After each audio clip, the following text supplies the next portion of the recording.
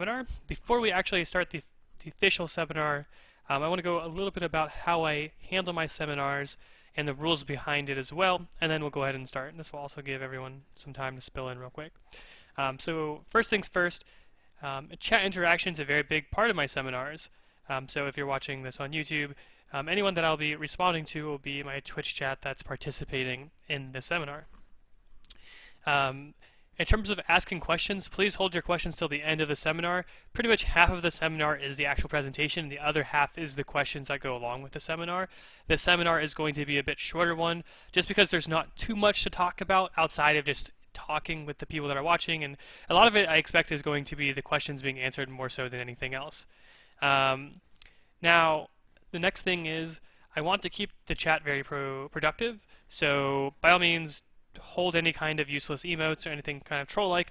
I will completely ban you out of the chat if you post anything stupid. My seminars are for purely educational reasons. Save the troll stuff for my solo queue streams and whatnot. With that being said, I'm going to go ahead and start the seminar now.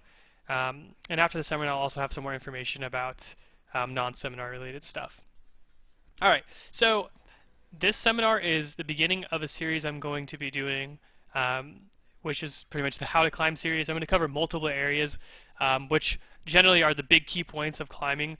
I'm doing this at the start of the season just to see how people, I guess, react to a series like this. It's going to be a series of seminars. I'll be hosting it likely every Saturday. When LCS starts, I may switch the days so I don't compete with LCS. I know a lot of my students want to watch LCS, but also want to watch my seminars, and they want to participate in them, so I may switch the dates around then. But generally, I'll be hosting it every Saturday for now, around the same time. So, this one first, it's about mentality. A bit short. I expect it to be a lot of discussion, more so than actual content to discuss. So, with that being said, let's go ahead and get started. So, the general topics we're going to talk about, there's 6 of them, and this is, of course, establishing a mentality based on these topics. First one, remove ego but promote confidence. It's going to be a huge topic to talk about. Next one, create goals to achieve based on your expectations as a player. Create roles to help you achieve those goals. Track your progress. Dealing with tilt, as everyone likes to talk about. And establishing your school of thought. So, move on to the first one here, which will be self-analysis. Come to terms with you being inferior. This is a huge one. It's a pretty funny one to say. You suck, I suck, everyone sucks. And that's the best way to improve in general, is always to recognize that you always have more room for improvement. So generally, it's important to realize where you are weak for where you're at as a player. So if you're a gold player, compare yourself to other players in gold and be like, I need to improve in this area. Right now, I am a gold standard player here, but I'm a silver standard player here, and this is where it's holding me back. So let's say maybe mechanics are where you're holding back, but you have really good macro play, you know how to move around the map, but generally mechanics are weak. You know, it's important for you to analyze that, admit that to yourself that you're bad there, and start working on it. Definitely, the biggest issue about holding a lot of players back is recognizing that ego is a very negative thing to have. Confidence is good, but ego is very bad. And I'm just going to get a little bit personal here with this. Is this a huge problem with my own play? Mainly because in previous seasons I've been very successful as a player. Back when I used to play a lot and really focus on self-improvement more so than helping other people improve, I was top 100 challenger back in Season 2. This is something that has crippled me in some ways when I play solo queue. It's hard for me to take the game as seriously, and so on, because I'm playing with players that are much lower statistically than where I was a long time ago. And this is, once again, something that I need to recognize as a player to start moving past, to realize that even though I was that good back then, I suck now. I'm much worse than I used to be. The people I'm playing with they're either as good, maybe slightly worse, or better than me. And that's, somewhere I need to recognize, and I notice a lot of my students also need to recognize, where they feel like because they were a higher ranking before, or they play with certain ranked people, that they should be better than where they're at, but if they're there at a 50% win rate, they belong there. And of course, as I mentioned before, knowing your strengths and playing towards them is very important. So, if you're always going to be a more mechanical, skilled player, that's fine. Everyone has their own areas of strengths and areas that they enjoy being, good at, like mechanics. While it's important to, boost your macro play so you can actually climb, playing towards your strengths is always fine. I'm not saying that you need to have a perfect balance of, mechanics and game knowledge, but you definitely want to bump up your other areas. And realizing this yourself is a really big part of building your mentality to start actually climbing the ranks. Now moving on to the next thing here, creating realistic goals. It's always very important to create some kind of goals for yourself as a player, especially to help you start improving faster. It's just statistically proven through like everything that when you have some kind of goal, you typically improve faster. And I guess the goals that you create are very important to help you actually start realizing, what you actually want and what you need to do to get them. And this will help you actually achieve the goals you want, or actually help you recognize that you have other goals, whether it's shorter term goals or even more long term goals. Maybe you just like, I really want to hit gold this season, but you're like, I'm silver 1 right now and I have like a year to do it. So I mean, maybe I should create a better long term goal and hit gold first, but then make sure you have those other goals. That way you just hit gold and get complacent if you actually want to keep improving as a player. Alright, so next thing here, they don't need to be physical goals. What I mean by this is that it doesn't have to be like a gold or platinum or diamond. Like, it could just be like, I want to, like, your first goal could just be like, I want to become proficient in the jungle. Like, right now I feel like I'm not very good at all in the jungle, and my general goal would be like, I want to be able to play a game and feel like I know what I'm doing. And then that's a perfect goal to have as a starter goal. And a lot of players try to lock themselves into these physical goals. So definitely would suggest creating kind of theoretical goals and so on is a really big deal. And yes, this will be uploaded onto YouTube. Everything that's being said right now in this general presentation will be uploaded on YouTube. Alright, so next slide here. Creating rules for yourself. So this is another extremely important part. It's kind of the second step of creating goals, which is creating some kind of rule set to follow through with your goals. Generally, there's 2 steps to this as well. 1, establishing your rules, and then 2, creating some kind of, it sounds weird, but like self-punishment for not achieving those goals, or following the rules is very important. So as an example, a couple of rules that you can help, just help yourself get into a productive environment is playing X games a day. And of course, if you're like a player trying to climb ranks, playing X ranked games a day. I know a lot of problems that my students have is that they don't play as many ranked games as they should. Like, they may be leaning towards more normal games. They have anxiety of playing ranked, or their friends drag them to games. While they want to improve, they also like playing with their friends. So by forcing and setting some kind of rule, make yourself play X amount of games a day, you get ideal practice in an ideal environment, and also you can potentially climb with that. Next thing, setting a rule of like taking a break when you tilt is very important, so you just don't like tilt away and discourage yourself due to losing a lot of games on tilt. Of course, it's really a big thing. Now, self-punishments, as an example, if you don't play enough games a day, you could just tell yourself you have to play more games the next day to make up for it. Or if you're like a player that has problems with being negative to your teammates, like you're just toxic, I mean, it happens, or you tilt really hard, force yourself to take a break after, make a rule and be like, if I flame a player, I have to take like an hour break from playing, because clearly, I'm going to be too hot-headed, or I feel like, it's once again, you see in Riot statistics, if you're a toxic player, you will lose games because of that, of course. So it's definitely something you'd want to improve from, and by taking a break and kind of punishing yourself for being that kind of teammate may actually help you stop doing it less. It's like, okay, you start typing and you're like, if I call this guy, I don't know, something ridiculous, he's going to play worse, and then also I'm going to have to take an hour break because I'm kind of breaking one of my own rules for myself. So generally, creating rules for yourself is it's a really helpful thing to do. And this is something that when I've worked at a startup company, this is something my CEO forced us as employees to do, is we created rules for ourselves and we broke them. Sometimes they were kind of weird or silly, or maybe we had to do an extra hour of work for free. And that's not something that he forced on us. It's something he encouraged us to do to help us improve. And that's something that I myself did and helped me improve. And this is something that I do when I'm trying to be very productive at something, such as doing more seminars or creating more YouTube videos or streaming more. This is something I'm going to be doing by creating self-punishments for being for slacking. Like, maybe force myself to do extra work, or force myself to do something that I don't really want to do that will be productive to do anyways.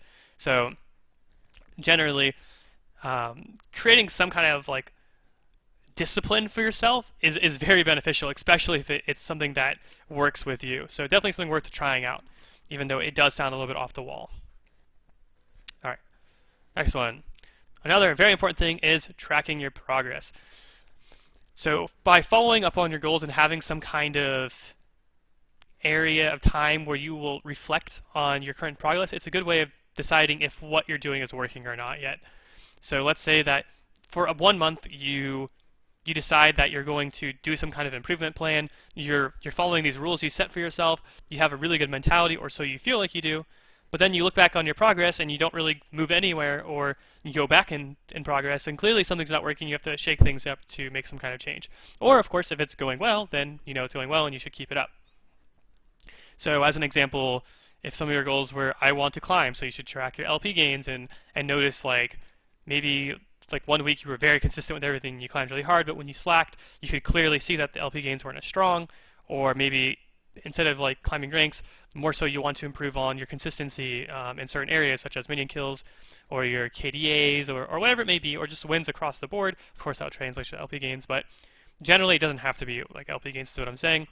Or even your positivity as a teammate, communication, and so on. You could like look back on your games and like, was I a better teammate during these games? Yes, no. Like you can even create some kind of document where you would just have some kind of like player diary where you just type up something and explain how your games went that day. This is something I've done with my students who I work with a lot that actually ask for something like this.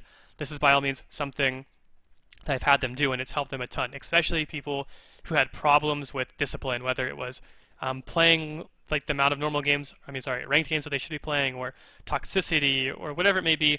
This is stuff I like forced them to do because they were paying me to do it. I was like, you're going to do this, you're going to do that, and just kind of force that onto them and help them a lot.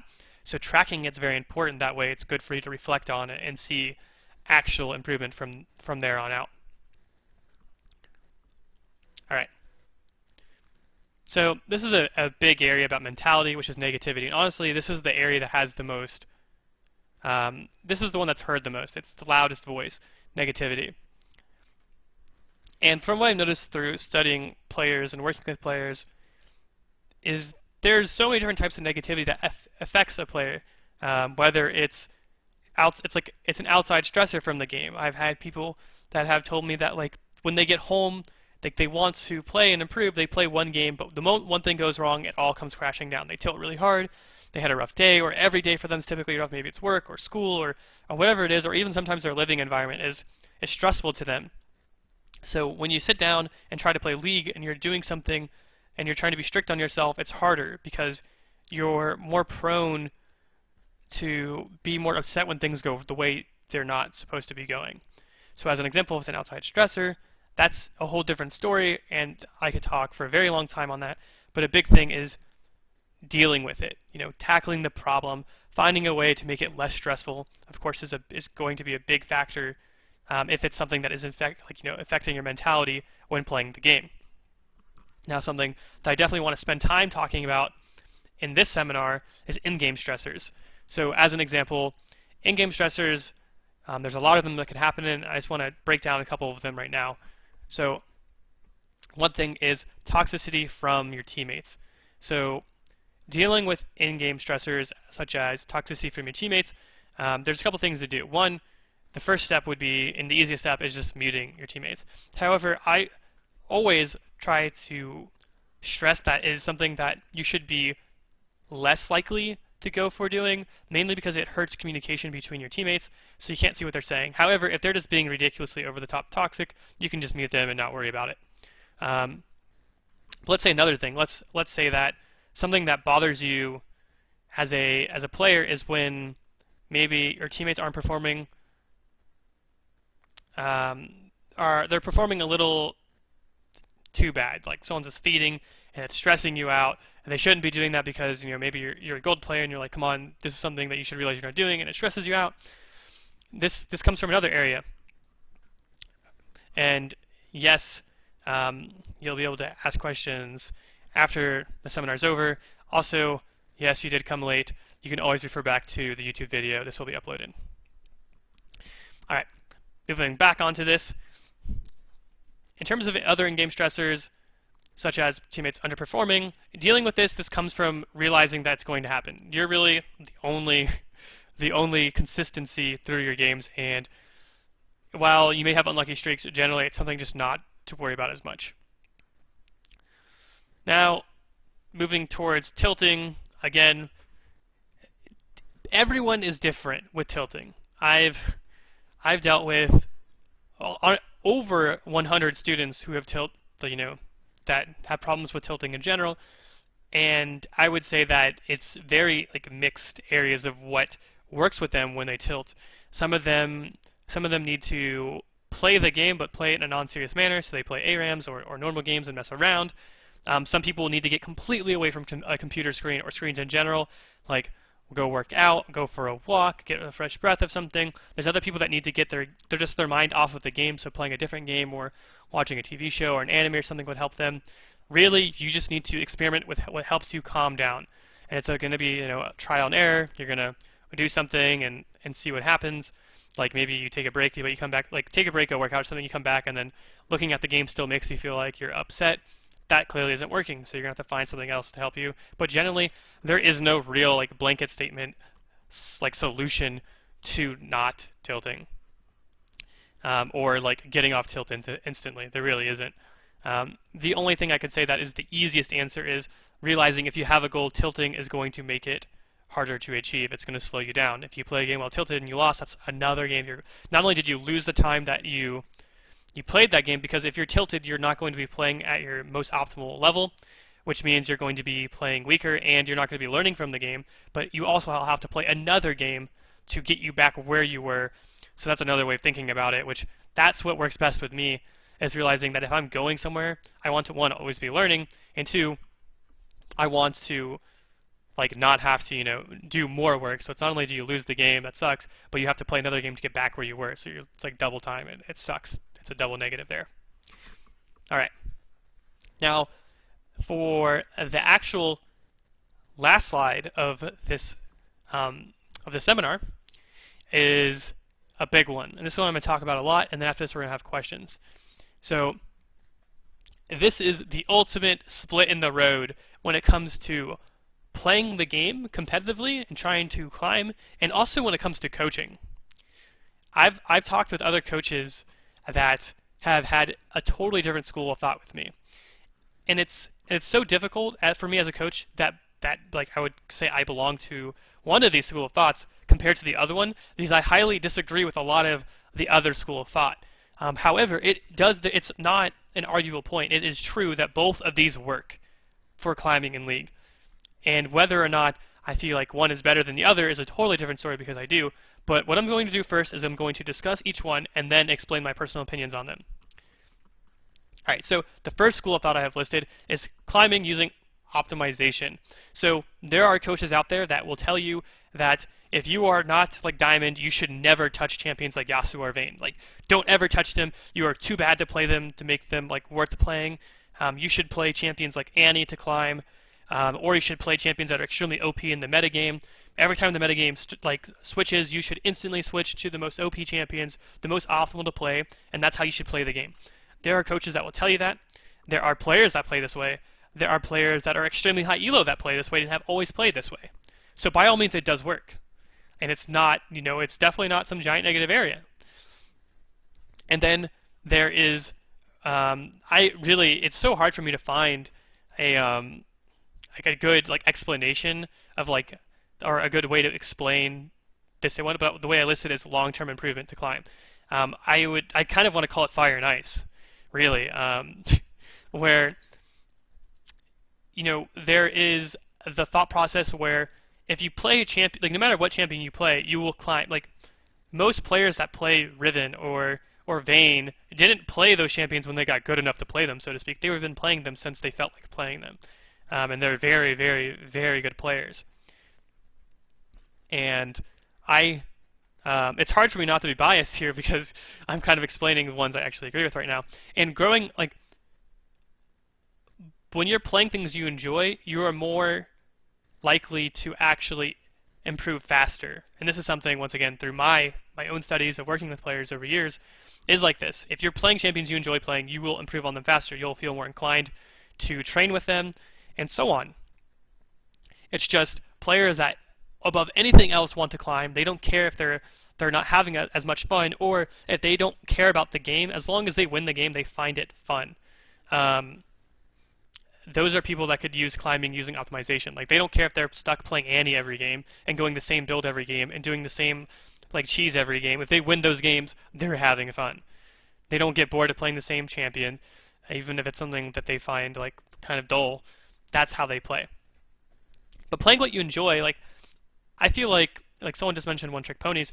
I feel like that's a bit of a mixed statement, because as an example, let's say Ice I'm representing here, which is long-term improvement to climb, like playing Vayne or Riven, like they don't necessarily have to be one trick ponies, but they're playing those champions when like Believers of Fire would suggest otherwise and highly disagree with you playing those champions despite your rank. And what, I'm going to give my opinion piece here. I am a big believer of long-term improvement to climb over climbing using optimization, but not necessarily though. I coach both of these in some ways. I include optimization and playing towards the meta, but also in a more relaxed thought process, in the sense that I don't give hard stops with my coaching. I don't say you have to play this or you shouldn't play this. I say play whatever you want, because I know for a fact through just my own studies that playing what you enjoy is going to help you improve the most. Well, if I was to force you, like if someone was to pay me and be like, be hard as you can on me, get me to, climb as high as possible. I don't care what I have to play. I don't care about this. I don't care about that. I just want to climb. I still would force them to pick like a champion. Like I would talk it out, be like, what champions do you enjoy right now? What champions do you actually want to improve on? And so on. That's something that I would do no matter what. Just because I know for a fact if they don't agree with the champion and they don't feel confident that they're going to enjoy playing it, it's going to be much more of a pain in the ass to get them to train on it. And it's just better in general to be playing champions you enjoy, no matter what it is. But from there, you need to understand it's going to be more of a journey. If you want to play Riven, you're a bronze player and have been stuck in bronze for a whole season, it's going to be much more of a journey, because it's a bump in the road. You have to learn that champion. It's another step. While if you're playing a champion like Annie, it's easier for you to learn different parts of the game because the champion isn't as complicated as some other champions are. So there's drawbacks to each area, but generally you're going to improve. And by playing a more difficult champion, you're going to be learning more parts of the game at the same time. But you will get there. It's still a perfectly fine school of thought to talk about. And a lot of people are kind of giving their areas right now, like someone saying I'm unranked level 22 and all I play is Yasuo. Someone that says I play Poppy 100% of the time, not because she's easy OP, but I love her kit. And someone says I can't play one champion over and over again, it's too boring. Another person says I only play Ashe bot lane because she hits and she has a really fun heart spike. Yeah, and everyone has different opinions. This is why I am a big believer in the secondary school of thought I've listed here. But I feel like both are fine and both are real school of thoughts that could be used while playing. So by all means, if you're watching this and you feel like you would want that number one, and you're going to be like, I really want to play the most OP champions, I want to play easy champions, so I can just really focus on the meta game and only just ride the OP waves. That's a fine way of climbing. You just gotta. The biggest thing you have to be is flexible. You have to be able to pick up champions easier. That's kind of a skill that you would need. Yeah, and exactly. That's a really good point, Pseudo Legend. Something to point out is that people should choose a school of thought based on how they learn as well. Yeah, exactly. Whatever works with you, whatever you find is something that you could say you believe in is a good idea for establishing a school of thought. This is kind of the tail end of the mentality like seminar, mainly because it's really a big point to identify, and a lot of players don't realize or even consider themselves having a school of thought. But by putting yourself in one, it'll help you improve and kind of give you a starting point of being like, I want to play a really easy champion and learn the game that way, or I want to play a very difficult champion and learn a very difficult champion while also learning more about the game, because generally it'll help. And there's a lot of details I could go into that, but it's not really in relation to mentality, so I'm not going to, but I will in other seminars. All right. So, boom. That is the end of the mentality seminar. It was pretty much 25 minutes on the dot of a seminar.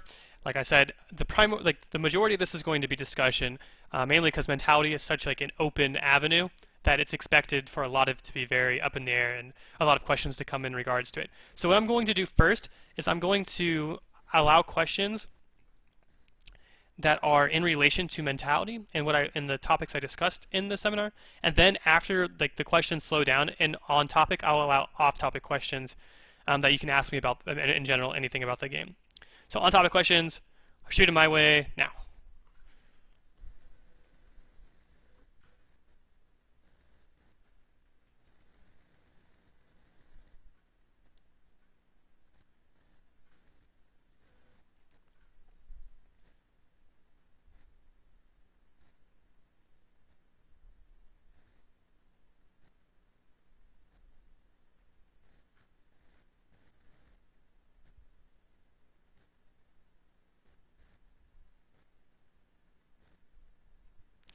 All right, so what 18 asks, what are the best champions, if there are any, for learning mechanics or just getting better at the game for each lane?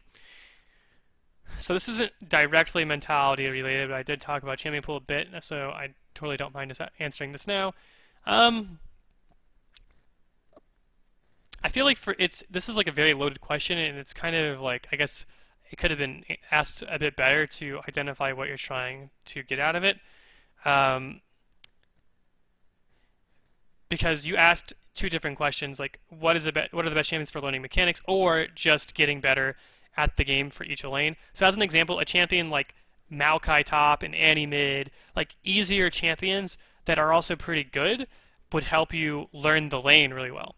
While champions that are more mechanically based will help you like pick up mechanics and learn champion interactions a bit better. Like, champions like Riven and like Yasuo and stuff like that are a bit different in that sense. So I feel like I guess I answered both at the same time there. Here we go. Shap Goes Evil. How do you not get bored of maining champions or stick to a role consistently? Like I'm an AD carry and mid main, but sometimes I drift off and go top and jungle, lose and win games over and over again, right? This is such a good question, and I think this is a mentality question, because being bored is mentality, and this is a really good question. This is something I suffer, and this is the reason why I'm like a Phil main, because I play all roles, because I play whatever I feel like playing. And the biggest thing is realizing that if you have goals, the only way you're going to achieve them is consistency. Like, you just gotta tell yourself what's more important, having like fun, or try to create ways of having fun inside of your role. Maybe just getting a slightly bigger champion like pool would help you. But generally, it really is like, it's up to you to have discipline. So that's how it is. Alright, so that question I'll save for later, Asanic, because it's not mentality based. How can I carry an AD carry with low skill cap than me? I'm guessing if you're support. This is mentality, so I'll answer it, because it's a mentality you have.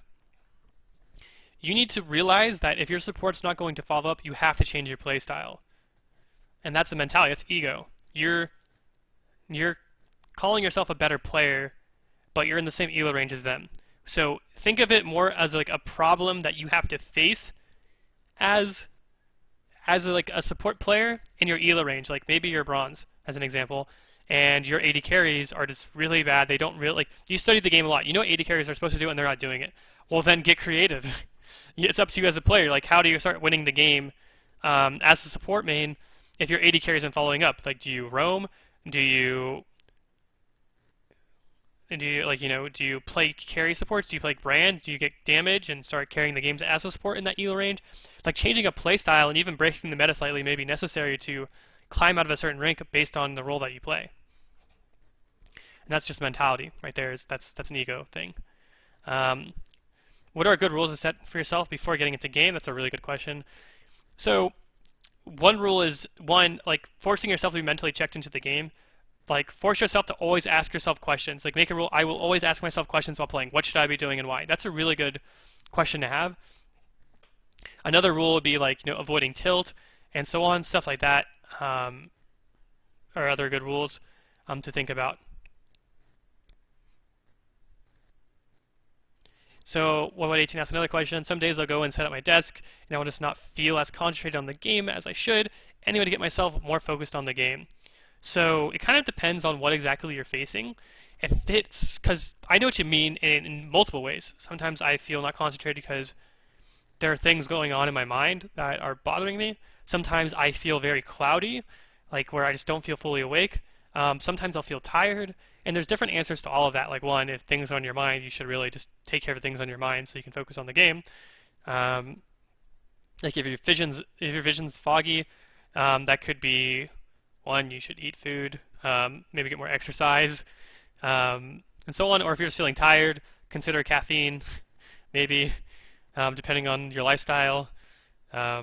Get more rest. Like consider your general day-to-day thing to help you get more like actually like focused. A big thing could be diet. A big thing could just be generally like diet is part of caffeine. Like I guess caffeine is part of diet in some ways, but generally, if I'm feeling kind of tired but I want to devote some time to playing and improving, sometimes I'll drink like a coffee or something to help me focus.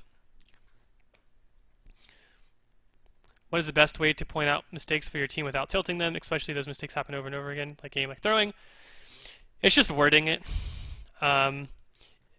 I watched a really good video of a coach who's also he's a really good he's very good psychological and a great coach. His name is Weldon. He was TSM's coach. He made a really good point about this, and I'm going to explain the way he explained it. Is you have to evaluate one, you have to ask yourself how important is it for you to tell that player what they need to hear compared to what they need to hear to win the game. So it's more about, I guess the most blunt way of putting it, because he didn't put it this blunt, is like you either need to kiss ass and just try to be nice, or you need to value generally do you really want to tell him what he needs to hear, like you're really bad, like you'll never climb if you don't stop playing that way, or you can explain hey, their composition doesn't support the way you're playing, so you should switch over. Generally, sugarcoating is always a good idea, but a huge thing is always giving a reason behind it. So if someone keeps split pushing and they keep dying it over and over again, and that's not helping your team, you should explain saying, hey, can you please stop split pushing?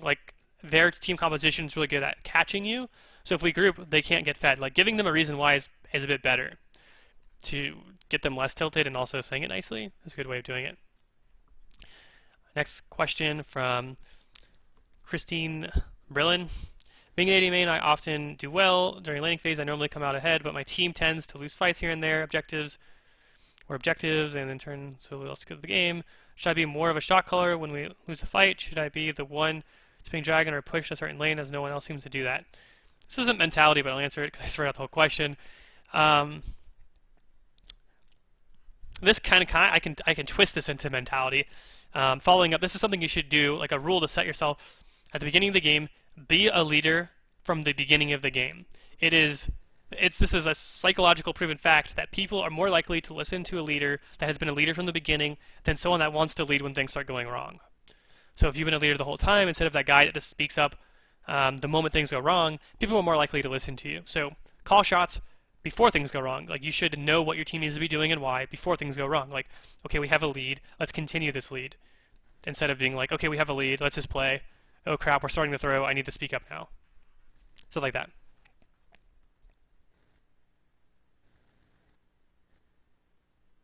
So another question coming in here. What do you do when you feel off or feel bored but want to rank up? Do you just stop and do something else rather than autopilot and ranked? I'm going to skip questions for now that aren't mentality related. After 2 more questions, I'm going to see if there's any more mentality questions coming out, and if there isn't, I'm going to start answering all these off-topic questions. When I feel, so going back on this, when I feel off or bored but want to rank up, I play on a Smurf. Generally, that's what I do, because this is a huge, I really feel you, because this is something I battle all the time, because I've been playing League for well over 6 years now. And this is my job too. I teach people how to play this game every day. So generally, I get bored, or I feel off when when I'm playing. But I do want to rank up a bit. I'll play on a Smurf, and then typically I have Smurfs in the same elo range as my main, so it's not as bad. That's what I do really, to battle that. Completely honestly.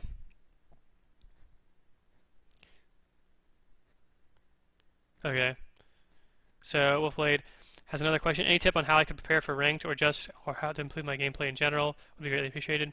So I'll answer this like with mentality based, and then from here on out after this question, I'm going to allow mentality questions, but I'll start answering non-mentality questions as well. So I'm going to answer this towards mentality first, then I'm going to answer it in gameplay related stuff. So one, mentally preparing to play ranked.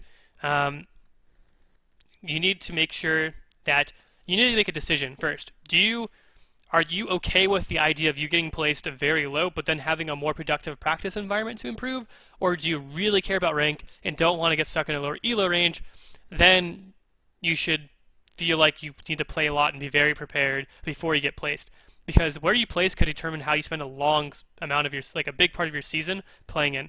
Like if you get placed in Bronze 4, it's going to take a while, even though you may be a silver level player, it may take a while for you to like get up there back into silver, even if you're a silver level player, because climbing out of bronze is difficult.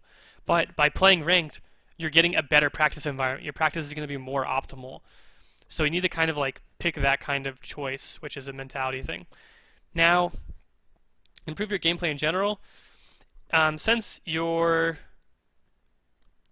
an unranked player, it seems like, or someone that doesn't play ranked that much, really study the game. You're probably pretty new to it.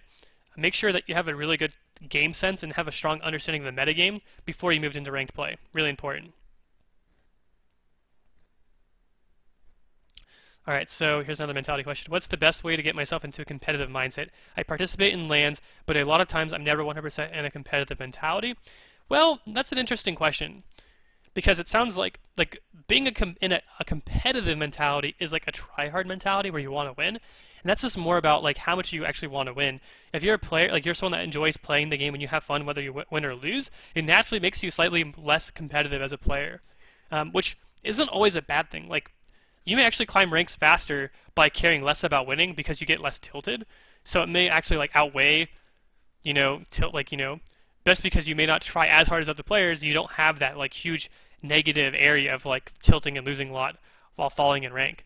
But getting yourself more, kind of push yourself into that competitive mindset, really give yourself goals. Like get something that you really want to achieve. Maybe you're someone that has fun, but maybe you're very like a goal-oriented person. So establish some like goals and maybe really push yourself to get them. So you'll actually try harder for those goals. So if you participate in a LAN and you really want to like set for getting #1 in the LAN, stuff like that, to help yourself actually want to win. That's a better way of getting competitive. Competitive does come from actually wanting to win. I'm going to go back and answer some questions that I skipped over earlier. As I said, I play Yasuo, but I do really, really shit. I do not get tilted, but I want to improve mid lane and have good mechanics. What champions can I play to improve on that so I can continue to play champions I enjoy by the same improved skills that I lack? So play Yasuo. Playing Yasuo is perfectly fine to improve your game mechanics, but you just need to analyze your games. Ask yourself what you did wrong. Watch over your gameplay and self-analyze. Watch good Yasuo players play Yasuo and analyze them and see that, or get coaching, stuff like that. Like use more tools than just gameplay alone to get better. What do I do if I get in game tilted every time? Like, what do I do if I get in game tilted? Like, every time getting tower dived with 3 people or ganked, my jungler flames me, what do I do? One, if you have problems with people like flaming you, just mute them. Every game you don't get tower dived 3 times. Every game you don't get, like, you need to realize that, like, you're not some, like a VIP target for people to target you.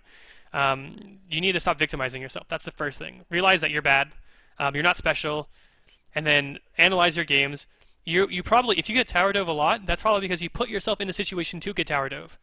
Stop doing it. Like, analyze your play. Realize, like, what's going wrong. And then stop worrying about what other people say about you. Stop worrying about what people do to you. But realize, how can you stop them from doing that? How can you stop your jungler from flaming you? Play better. Like, how do you start playing better? Research it. Like, be hard on yourself. Don't play victim. That's the worst thing to do. How can I pick off meta picks like Talon, Jungle, and Champ Select without having my team think I'm trolling them and tilting them? I'm laughing because I played Talon Jungle last night on stream and it didn't go too well.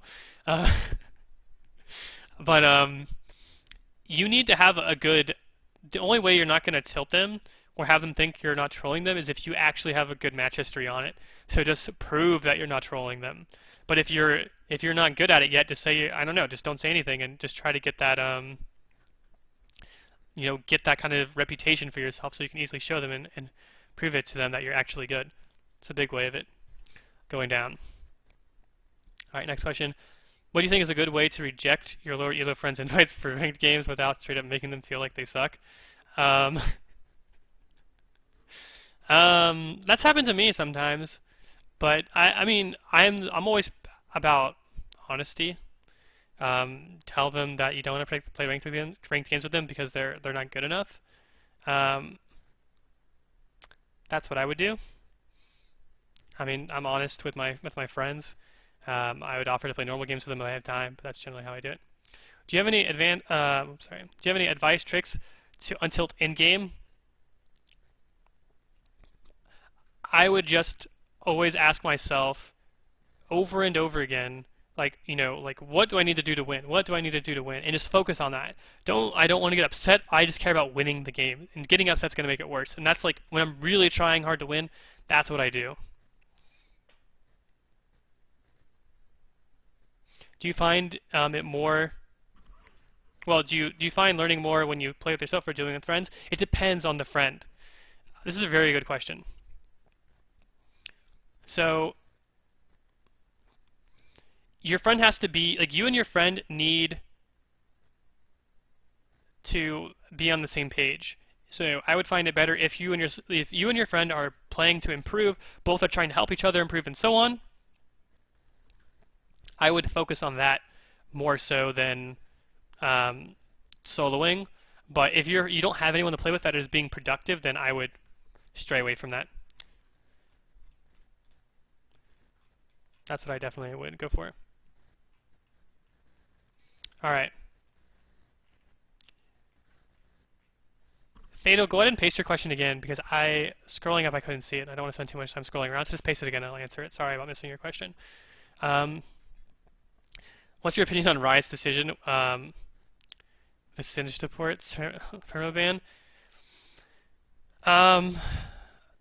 Honestly, I do. Whoa, right? I agree with it because he doesn't communicate. That's the problem. He didn't communicate with his team multiple times over. He never typed in game. He just did it, and it's not fair to not communicate when you're doing something different. If you're gonna do something different, at least communicate it to your team. And him consistently not doing it, despite getting flamed and reported all the time, it clearly shows that he didn't care. That's my opinion on it. His play style was toxic. Maybe he was. I'm not actually sure if he proved toxic in chat, but his play style was toxic, and that's why it deserved a ban too. He types a whole paragraph before what game in pre-lobby. That's interesting. I didn't know that. When I read the article that Riot posted, the big problem was communication that his teammates never knew. Best support in A, I am Diamond 1, North America.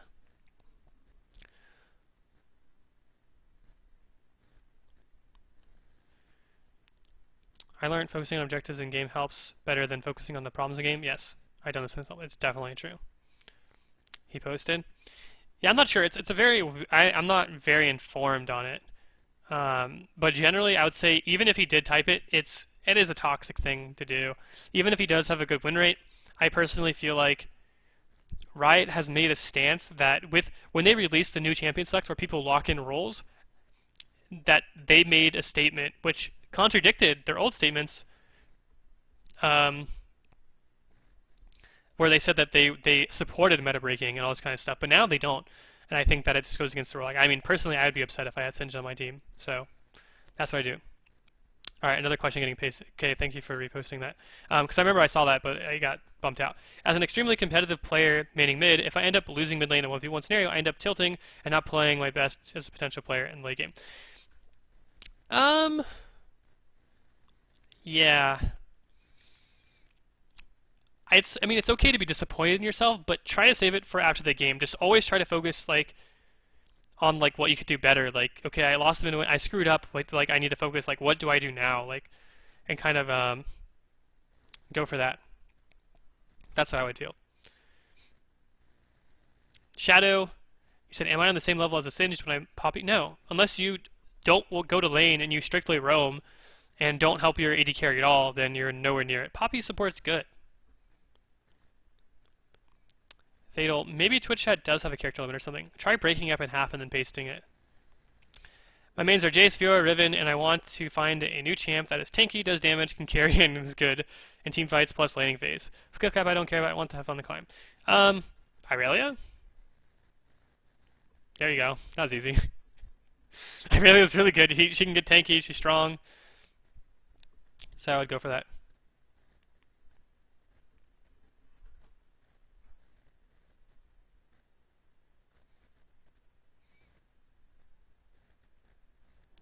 Instantly thought Irelia with that question. Feel free to drop more questions, guys.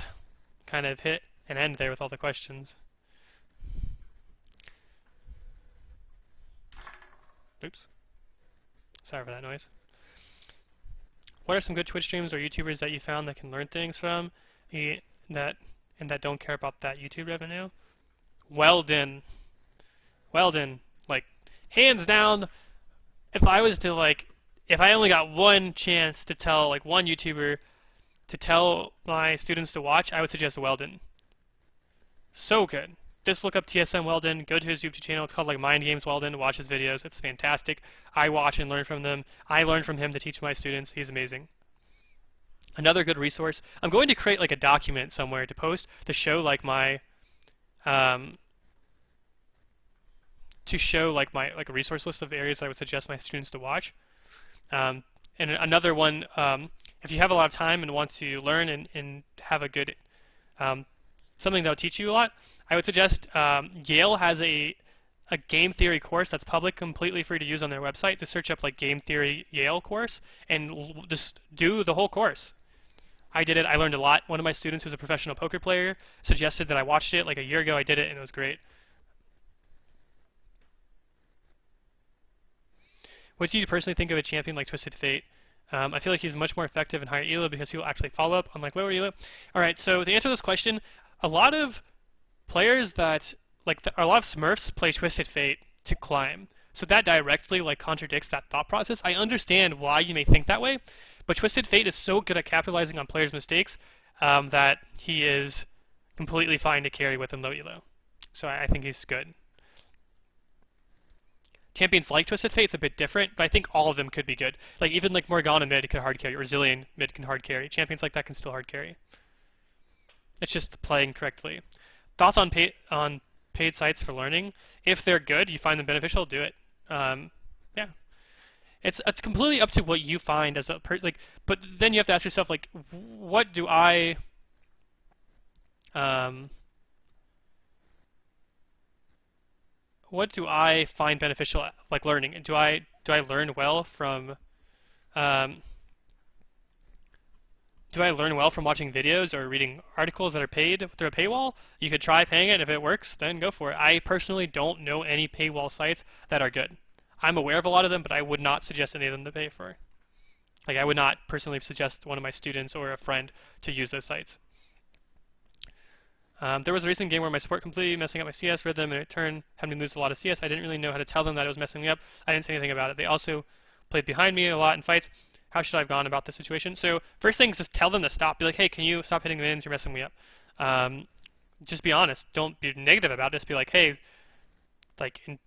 just be honest. Be like, hey, can you stop hitting the minions? You're just messing it up.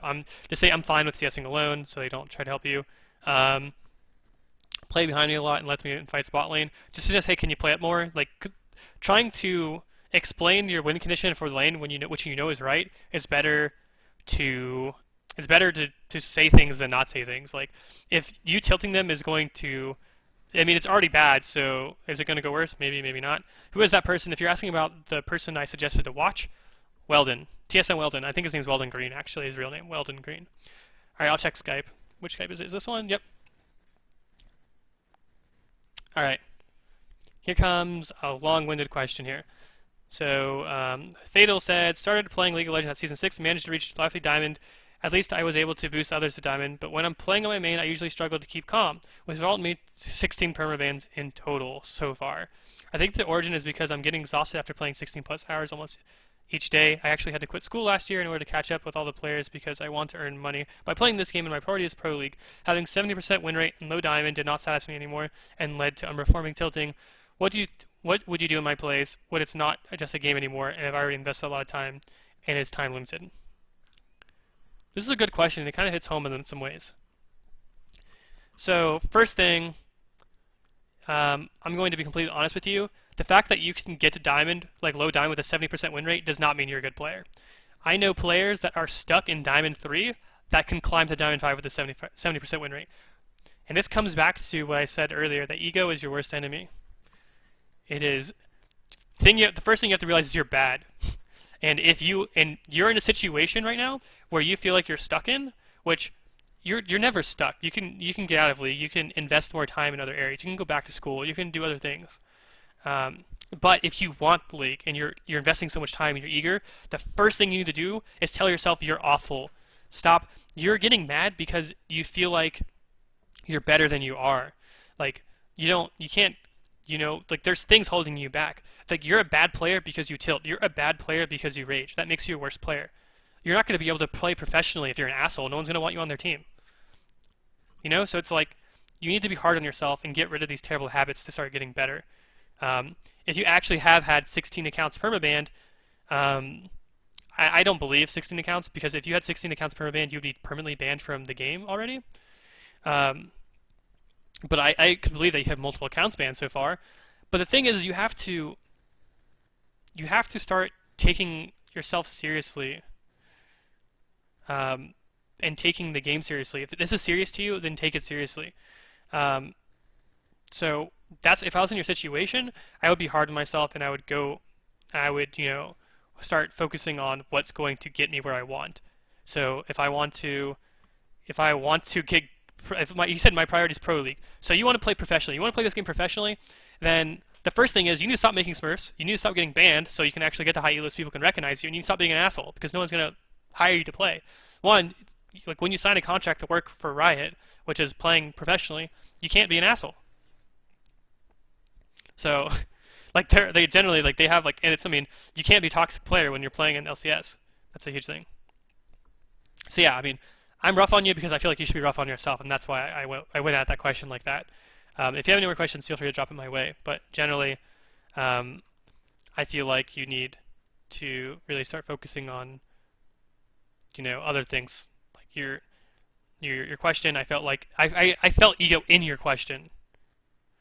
So that's why I responded like that. All right. What is your opinion on Riven? Is she good or useless? Riven's good. She's a great champion right now. She just takes a lot of skill to play, but by all means, she is very good right now. Any more questions, guys? Didn't I Will Dominate get suspended for toxicity? Yes, he did. Every time I had Dominate in my games, back then, I reported him every game because he was that toxic. Every single game that he was on my team, he was toxic. Every single solo queue game. I'm not even over exaggerating.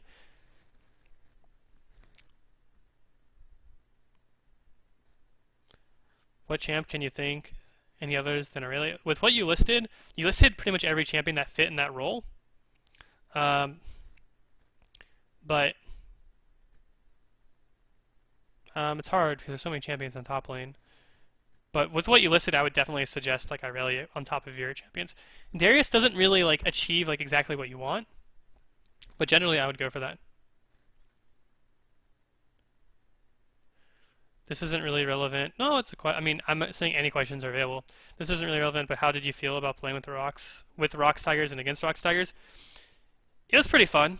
I'm someone that doesn't get nervous when I play games anymore, mainly because I was a professional Dota player prior to playing League, and when I did play League competitively, I played at the top of the ladder, so I played with all the best players. But since it's been so long since I've been in that kind of competitive environment, I was actually kind of nervous when playing. It was really fun. They were enjoyable to play with. They were like hilarious. They were like really trolly and doing fun things. So that's how I felt. Just generally raw feelings. It was an enjoyable experience, and it was pretty great playing with, in my opinion, the best AD carry in the world. So yeah.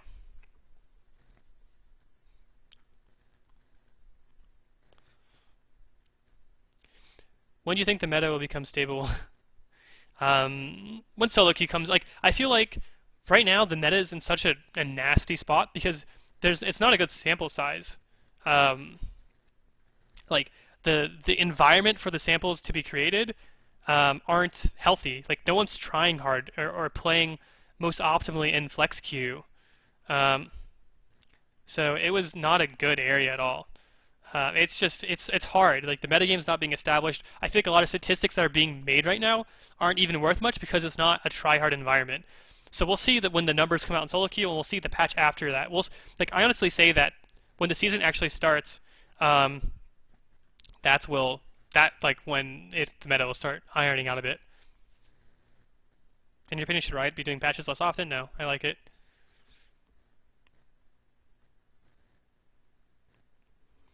Are you challenger, or why do you sound as a professional LCS coach? Well, I once was a professional LCS coach, and I once was challenger, so I've been both of those before. I really get nervous when there are other people watching me play, especially if they're higher elo. Any tips to be more calm? Um,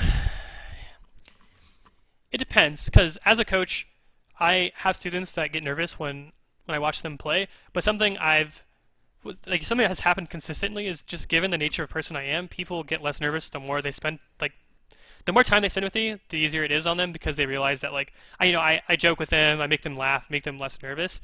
But it kind of depends on who's watching you, and on yourself. Like it's social anxiety. There's a lot to go into that than just that. So it's hard. Other than just trying to relax and hoping that that person that's watching you is also a good person that and is good with people to recognize how to make someone less nervous.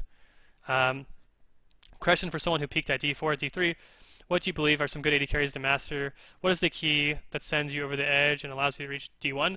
So D5 is like a hellhole of elo range. If you can get a D4, that typically means you're a pretty good diamond player. And then if you can get to D4, D3 is the same, but then getting from D3 to D2 is another climb, and then D2 to D1 is another climb, and then D1 to Master is another climb of like skill walls. It's like a lot of skill walls in Diamond. So recognizing that's important. Right now, AD carries are really up in the air because I feel like there's going to be a lot of balance around it. I feel like the only AD carry right now that is going to be very meta, pretty much no matter what, is going to be Caitlyn. So if you want a safe pick to practice, I'd suggest just playing a lot of Caitlyn. Maybe Ezreal too. Those champions just because their items aren't getting tooled around with at all, and they're going to be meta no matter what, in my opinion. Um, and then what's the key? Like there is no key thing because there's multiple walls. So I could say that the key thing from going to D3 to D2 is something, but it's never ending, like climbing over and over. Um, can you recommend a page to look up for build masteries for? I would suggest probuilds.net, and then type in the champion and see if there's any good players that that play those champions. Um, Try googling like let's say you're trying to think of Mordekaiser, look up like Google a high elo Mordekaiser player, see if you can find like a good player that plays Mordekaiser. It's like one trick. Other than that, how can you change your mind state in game from negative to positive when you tilt? I kind of answered this before, but really just force yourself um, to really focus on that kind of stuff. To like just focus on winning because that's the only thing that can really help you untilt. I don't know some secret formula to do to like untilt. I just like focus on winning, and that helps me. And when I care the most about winning is when I tilt less, because I know tilting is going to make me play worse. Do you go to TwitchCon, and do many famous Twitch streamers know you? To answer your question directly, no. I am not a popular streamer. I'm just starting to stream. The only real I have a couple ties to popular streamers, but it's less due to the fact that I'm another popular streamer. I lived with Reckful Um, so I know Reckful. I went to school, middle school and high school with Sneaky from C9, so like we know each other, but it's not from because I'm a professional streamer. Um, Someone asked, what do I climb with the most in solo queue? Jungle. I feel like jungle influences the map the most, so and I feel like jungle is like if you were to pick any role to match, like if you were to like say pick my role for me, I want to strictly play to improve, I would say um, jungle. Just because I feel like jungle influences the map the most, but it does require a certain like play style and state of mind to play optimally. Any advice for when you get matched with people? Okay, this is just a question that's kind of like it's just flex queue. Flex queue is garbage right now. Don't worry about it. Are you planning to reach master or challengers? Yes. This season's the first season in a while that I'm going to be optimally trying to climb. Um, that's what I would like. I'm actually this is the first season in a long time that I'm actually going to try to climb. So I definitely plan to. How do you stick to a role and keep positive without tilting? Or if your top and mid laner sucks, then you go to mid and jungle and say, "I'll show them how to play their role." Um, I know what you mean, because that's how I am. I typically stick to a role though. Like when I'm trying to climb, I stick to a role no matter what, and just try to get good enough to carry the other boosted animals in my team. All right, guys, it's hitting an hour, so I'm just going to answer the last couple of questions and then close this seminar out, just because I got some other things to do tonight. Really appreciate you guys sticking out though and asking a lot of questions. This is awesome. By all means, oh never mind. I'll stick to that stuff after. For Yasuo, would you rather have Phantom Dancer than IE? I would do Static Shiv, IE if I'm mid. Top lane, I would take Phantom Dancer. Um, have you been to any other region to play League? No. Quick question about the jungle. I have been a long time AD carry, recently struggling in what role to main, but feel lost in the jungle. Any tips? Good junglers learn the role to be in. Yeah, so first thing about the jungle right now is I would study the paths and ask yourself like what lanes do you want to gank and start in those create your jungle path before the game starts and then go from there. Like it's going to be a liquid term, like it's a liquid plan because you never should have like a solid plan that you always go for, but always look to have an early plan based on the matchups of like your solo lanes. Like I want to gank this lane at level 3 as an example, and then a good jungler to start with. I feel like all the really good junglers right now are pretty high skill capped. So I'm trying to think of a kind of easy one. I would go with like Hecarim. Learn Hecarim. I think Hecarim's pretty good right now. He's not too difficult. He has some like unique things, but I think you could pretty much learn all the tips and tricks with Hecarim in like one easy video. So just like look up like Hecarim tricks or something, or like look up a Hecarim player because he's pretty easy to learn outside of a couple small things, and he's really meta right now. He's pretty good. Um, and no problem, Fatal. I really hope you achieve what you want to do. A long time ago, there was a player that added me, who told me he was like Diamond 3 at the time. He added me because I was like a top coach on LoL coaching at the time, and he was interested in coaching too. But he told me he wants to hit Challenger, and he had a lot of problems. Attitude wasn't one of them, but he wanted to improve, and he was like this and that, and he just talked it up like he was going to do it no matter what. And he said, "Just you watch," and I was like, "Yeah, man, good luck," all that kind of stuff. His name was BMX Specs. Now he's top challenger, and he's actually at Riot right now, doing the proving grounds. So if you really put your time to it, no matter what, you can get there. Um, put your mind to it, and you can do it. Um, when it comes to improving and learning strategies on the game, item builds, etc., would you say it's better to learn on your own or have someone like a coach guiding you on the daily? Christine, as a coach, I can say having a coach definitely helps. Like hands down, none of my students don't improve.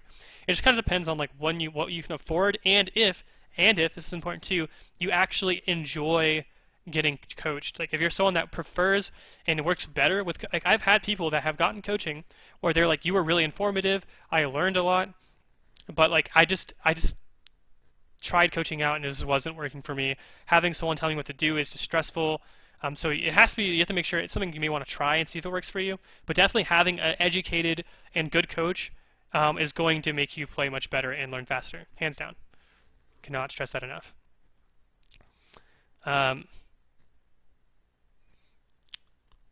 The last question I'm going to answer, and then I'm closing out.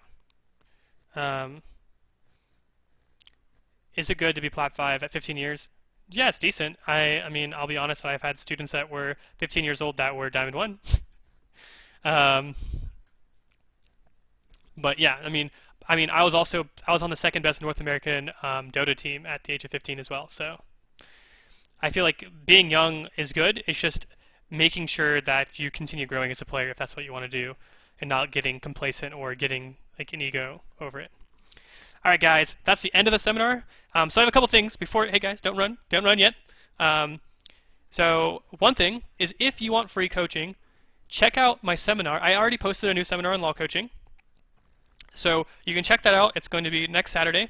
The time is correct now, so it'll be actually at 4 p.m. Pacific Standard Time because I accidentally had my time zone wrong. The next thing is, when you look at that seminar, there's a free coaching opportunity in there. So if you want free coaching, you can go for it. I draw people off of that. Pretty much the spiel is that if you follow me on Twitter, YouTube, and Twitch, I draw people off of that sign-up sheet monthly to give free coaching to. So check that out. Now the final thing is I have a student Discord where I allow I pretty much have like my students that I coach, and also people from seminars and my stream and other areas, where it's a Discord where it's like a productive learning environment where I discuss discuss a lot of like educational based things. I also post my content there. A lot of my students talk with people. A good way to find people that want to improve and get better at the game and to do it with, and so on. So if you guys have Discord and want to join that Discord, drop me an ad on Discord and I will get you in there. So I'm going to end this. I'm going to end the stream now. Then I'm going to type in my Discord ID. Just send me a friend request ad on Discord, and I'll get you into that Discord if you're interested in that. If not, thanks for watching, guys. I'll catch you guys next week for the seminar. But I also will be streaming throughout this week before my seminar through just educational solo queue, maybe some duos. I may be streaming a lesson. We'll see. So just make sure you follow so you guys get notifications on that. Also on Twitter, I'm going to actually start tweeting well in advance of when I'm going to be streaming. So if you follow me on Twitter, you'll easily be able to get some good notifications prior to see if you're around for that. Catch you guys later. Thanks for tuning in, guys.